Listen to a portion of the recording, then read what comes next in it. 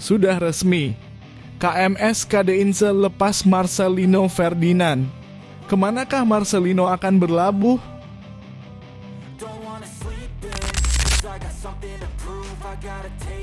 Shin Tae-yong akan panggil Boaz Solosa, sang penyerang yang pernah bobol gawang Cina dan Arab Saudi.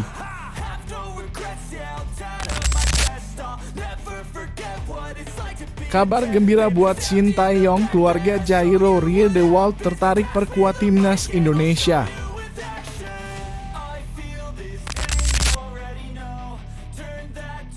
Nova Arianto bandingkan latih timnas Indonesia U16 dengan menjadi asisten STY.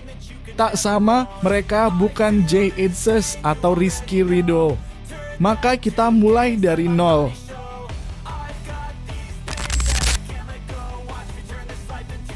Gagal bawa timnas Indonesia U16 juara Piala AFF, Erick Thohir langsung putuskan pernyataan nasib Nova Arianto ke depannya.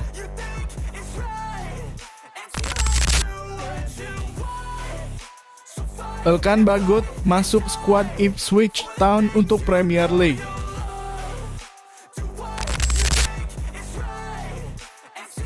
Piala AFF U16 di Solo sukses terapkan VAR, PSSI dan Erick Thohir dapat apresiasi khusus dari AFF.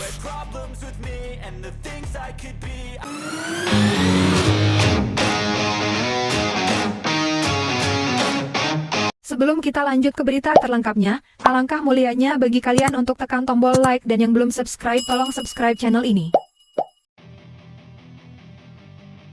Marcelino Ferdinand dipastikan tidak akan bersama KMS Kadeinse untuk Challenger Pro League kasta kedua Liga Belgia. Selain Marcelino, ada 10 pemain yang dilepas oleh Deinze, yakni adalah Liridon Balaj, Victor Alvarez, Theo Quintero, Jules Travers, Nicolas Marchier, Dylan De Belder, Aiman Kasimi, Rousseau Depo Orter, Emilio Kehrer, dan Nacho Miras. Deinze sendiri adalah tim pertama Marcelino untuk berkarir di luar negeri. Dia sebenarnya cukup bersaing dan mendapatkan kesempatan dalam 7 laga Deinze. Namun mengunci tempat reguler di Eropa tentu bukan hal yang mudah. Deinze mengakui bahwa mendatangkan Marcelino memberikan dampak signifikan. Salah satunya dari media sosial mereka yang langsung diserbu netizen Indonesia. Marcelino Ferdinand pindah dari Persebaya Surabaya. Pemain berusia 18 tahun ini pindah ke KMS Kadeinse untuk mendapatkan pengalaman pertamanya di Eropa. Kepindahannya memberikan dorongan besar bagi media sosial klub. Dia memainkan 7 pertandingan resmi untuk Tigers dan mencetak 1 gol. Tim yang bermarkas di Burgemeester van de Wille Stadion juga memberikan apresiasi kepada semua pemain yang meninggalkan klub. Deinze berharap mereka bisa sukses di tim selanjutnya. Kami ingin mengucapkan terima kasih kepada mereka semua satu persatu atas komitmen dan kontribusi mereka kepada KMS Kadeinze. Semoga sukses di tantangan berikutnya. Terkait Marcelino, pemain kelahiran Jakarta ini dipastikan tetap melanjutkan karir di Eropa. Salah satu tim yang dikabarkan berminat atas jasanya adalah Oxford United. Spekulasi ini semakin menguat karena tim tersebut dimiliki pengusaha Indonesia, termasuk Ketua Umum PSSI Erick Thohir. Bermain di kasta kedua Liga Inggris tentu bukan hal yang mudah dan ini akan jadi masalah utama bagi Marcelino.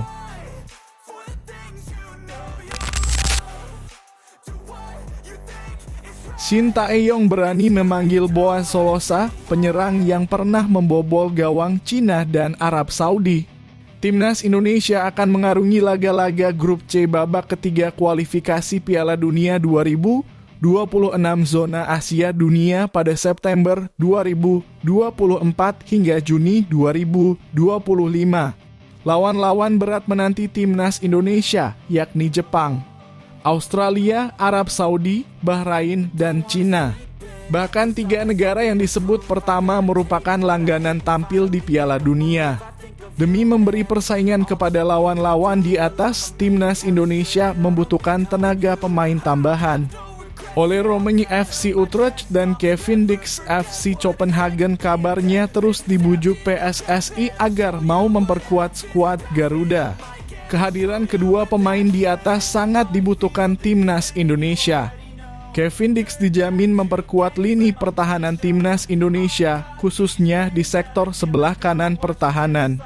Sementara oleh Romani kehadirannya dibutuhkan untuk menambah daya dobrak skuad Garuda. Sekadar diketahui timnas Indonesia minim stok penyerang berkualitas saat ini. Ragnar Oratmangoen yang diharapkan menjadi sumber gol timnas Indonesia mandul dalam 3 laga terakhir.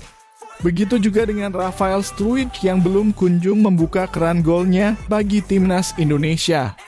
Jika sampai September 2024 atau ketika babak ketiga kualifikasi Piala Dunia 2026 dimulai oleh Romani tak kunjung datang, apa rencana yang diambil Shin Tae-yong? Mengandalkan Jens Raven dapat dijadikan alternatif. Namun memanggil kembali Boaz Solosa ke timnas Indonesia tak ada salahnya bagi Shin Tae-yong. Bukan untuk dimainkan, melainkan untuk memberi motivasi atau melatih para personil skuad Garuda, khususnya pengisi lini depan. Di masa jayanya, Boaz Solosa merupakan salah satu penyerang terbaik di Asia Tenggara. Boaz Solosa pernah 3 kali menjadi top skor Liga Indonesia dan muncul sebagai bomber menakutkan di saat membela timnas Indonesia.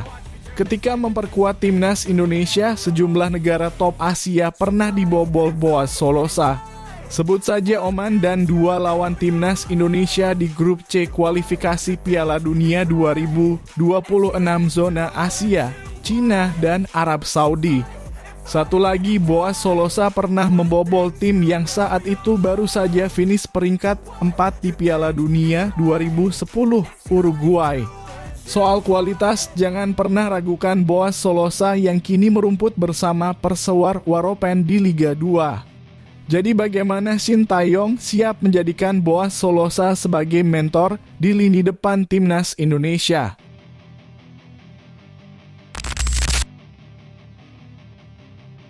Pelatih timnas Indonesia Shin Tae-yong dijamin bahagia.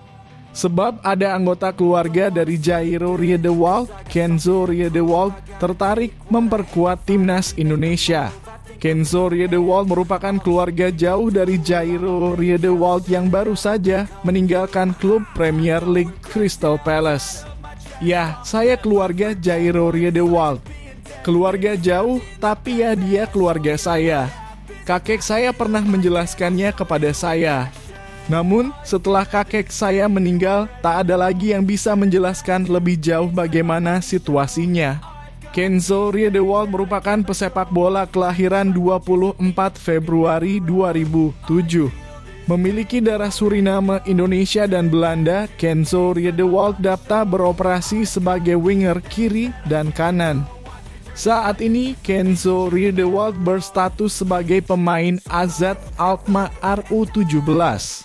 Sebelum membela AZ, pemain berambut kribo ini berkesempatan membela tim junior Ajax Amsterdam. Fakta di atas menunjukkan Kenzo Riedewald bukanlah pemain sembarangan. Jika dipoles secara benar, Kenzo Riedewald dapat tumbuh menjadi pemain yang luar biasa. Karena itu Shin Tae-yong, Indra Syafri atau khususnya PSSI jangan sampai telat mendekati pemain yang satu ini. Kenzo Riedewald terang-terangan siap memperkuat timnas Indonesia jika mendapat tawaran. Andai benar didekati PSSI, tenaga Kenzo Riedewald bisa lebih dulu diandalkan untuk timnas Indonesia U19. Sejumlah event besar akan dijalani timnas Indonesia U19 ke depan.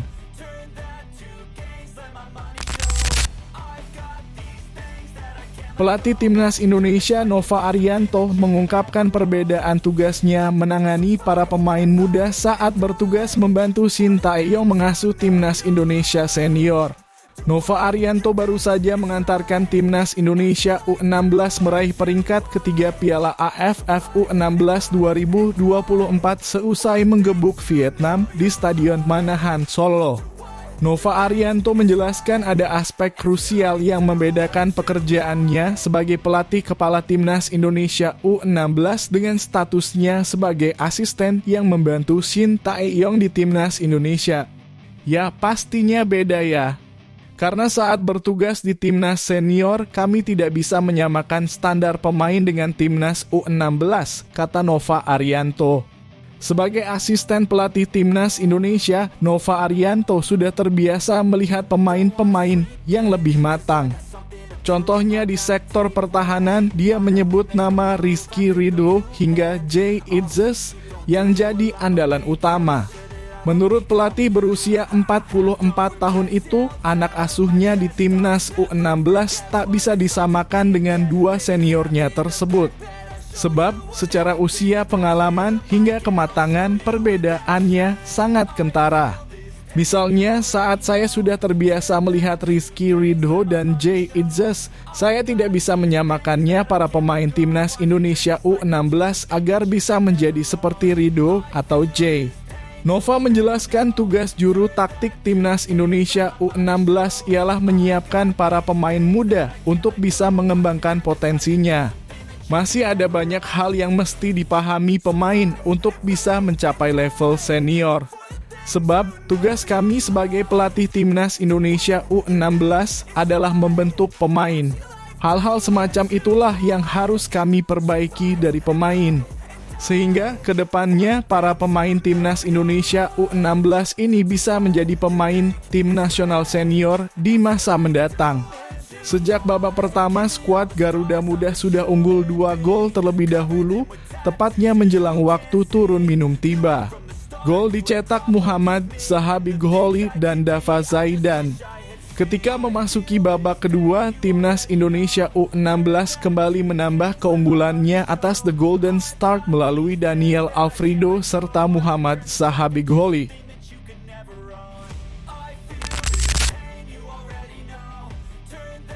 Ketua Umum PSSI Erick Thohir membeberkan nasib pelatih Nova Arianto usai timnas Indonesia berlaga di Piala AFF U16 2024. Garuda Asia harus puas duduk di peringkat ketiga pada turnamen tersebut. Timnas Indonesia harus puas duduk di peringkat ketiga Piala AFF U16 usai dikalahkan Australia pada babak semifinal dengan skor 3-5 di Stadion Manahan, Solo. Gol timnas Indonesia dicetak Muhammad Sahabigholi dan Josh Holong. Sementara 5 gol Australia tercipta dari Amlani Tatu, Quinn Majnichol, dan Anthony Didulica. Pada babak perebutan tempat ketiga, Garuda Asia tampil sangat impresif dengan melumat Vietnam 5-0. 5 gol berhasil diciptakan Sahabigholi, Dava Zaidan, Daniel Alfredo. Secara statistik, penampilan Indonesia yang mendapat sentuhan dari tangan kanan Shin Tae-yong di timnas Indonesia senior itu terhitung sangat luar biasa. Meski menjadi turnamen perdananya, Nova Arianto mampu menunjukkan kelasnya. Dalam 5 pertandingan yang sudah dilakoni, timnas Indonesia U16 mampu mengemas 4 kemenangan. Mereka hanya kalah dari Australia di babak semifinal. Garuda Asia mencatatkan kemenangan atas Singapura, Filipina, Laos, dan Vietnam. Secara keseluruhan, timnas Indonesia mencetak 20 gol dan hanya kemasukan 6 gol saja. Dengan catatan impresif seperti itu, bagaimana nasib Nova Arianto bersama timnas Indonesia? Ketua Umum PSSI Erick Thohir memuji Nova Arianto yang membentuk timnas Indonesia U16 menjadi kekuatan solid dari lini depan hingga belakang. Secara skill, Erick Thohir menyebut tidak ada masalah karena pemain-pemain Indonesia terhitung sangat luar biasa. Namun dia melihat ada beberapa hal yang harus dibenahi. Tinggal bagaimana fisik, pengertian bermain, mental perlu terus diuji coba. Nanti libur 10 hari. Terkait masa depan Nova Arianto bersama timnas Indonesia U16, Erick Thohir pun tidak mengungkapkannya secara gamblang. Nova masih berstatus sebagai asisten Shin Tae-yong di tim senior. Akan tetapi dia mengungkapkan timnas Indonesia U16 bakal langsung menggelar pemusatan latihan di Yogyakarta untuk persiapan mengikuti kualifikasi Piala Asia U17.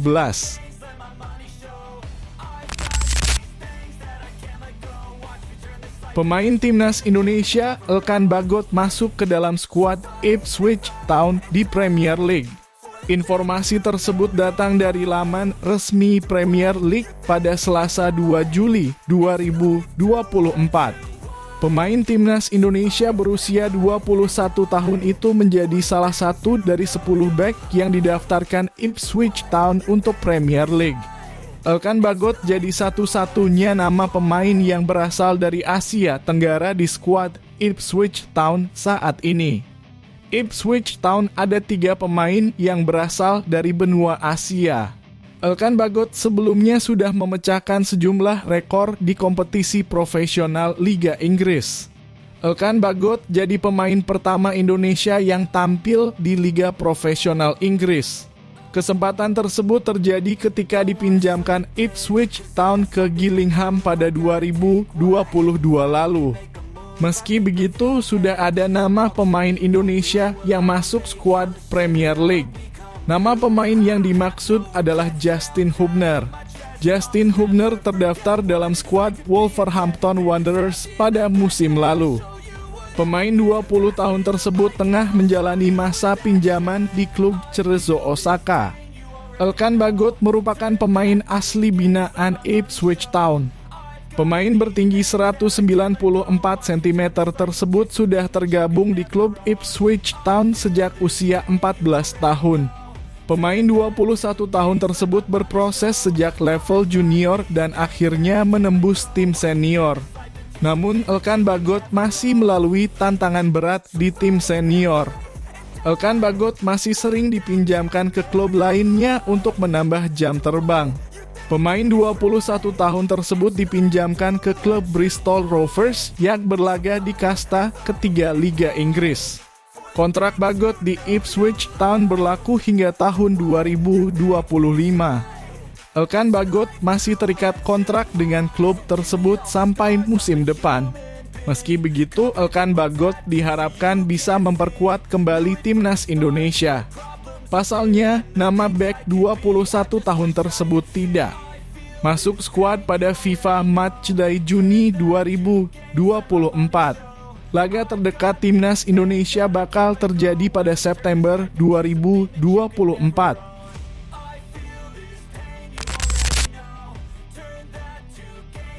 PSSI mendapatkan apresiasi khusus dari Federasi Sepak Bola Asia Tenggara AFF setelah berhasil menerapkan teknologi Video Assistant Referee VAR di ajang Piala AFF U16. Penyelenggaraan Piala AFF U16 2024 yang telah selesai digulirkan di kota Solo itu menjadi kejuaraan pertama di bawah naungan AFF yang menerapkan VAR. Teknologi ini mulai digunakan pada fase semifinal hingga final. Presiden AFF Mayor Jenderal Kiev Samet memberikan apresiasi khusus untuk Ketua Umum PSSI, Erick Thohir, beserta jajarannya yang sukses membantu penerapan teknologi ini di Piala AFF U16 2024. Selain itu, asistensi penuh yang disediakan oleh FIFA dan AFC juga ikut membantu suksesnya implementasi VAR pada 4 pertandingan yang tersaji pada fase gugur kejuaraan tersebut. Saya mencerminkan apresiasi Dewan AFF dengan mengucapkan terima kasih kepada FIFA, AFC, Erick Thohir, dan rekan-rekan di PSSI atas bantuan besar yang diberikan dalam penerapan VAR di Piala AFF U16 2024. Lelaki yang telah menjabat sebagai Presiden AFF sejak 2019 itu juga melayangkan apresiasi kepada beberapa pihak yang membantu kelancaran penerapan VAR di ajang Piala AFF U16 2024. AFF memiliki tim proyek VAR yang dikomandoi oleh Fibhat Sihacakr. Ada pula Sekjen AFF Winston Lee serta Rodzali Yakob yang telah mengawal tim wasit yang bertugas di kejuaraan tersebut. Selain itu, Saya ingin mengucapkan terima kasih kepada tim proyek VAR yang diketuai oleh Vibhat Sihacakra, Sekretaris Jenderal AFF, Winston Lee, serta Rozali Yakob, dan tim wasitnya, atas upaya mereka tiada henti selama proses penerapan. AFF akan secara bertahap memperkenalkan VAR di kompetisi lainnya yang dimulai dengan kejuaraan Piala AFF U19 2024 yang bakal bergulir di Surabaya pada 17 hingga 29 Juni 2024. Teknologi yang sama juga akan digunakan pada kejuaraan Piala AFF antar klub pada tanggal 21 Agustus 2024 hingga 21 Mei 2024, serta Piala AFF 2024 yang akan bergulir pada 23 November hingga 21 Desember 2024. Upaya mendorong penerapan Video Assistant Referee VAR di ajang ini sekaligus menjadi ajang uji coba teknologi tersebut yang rencananya akan diimplementasikan secara penuh pada Liga 1. Sebab, teknologi VAR yang digunakan di Piala AFF U16 2024 merupakan perangkat yang telah dimiliki oleh PT Liga Indonesia Baru LIB yang sebelumnya dipakai pada fase Championship Series Liga 1 musim lalu.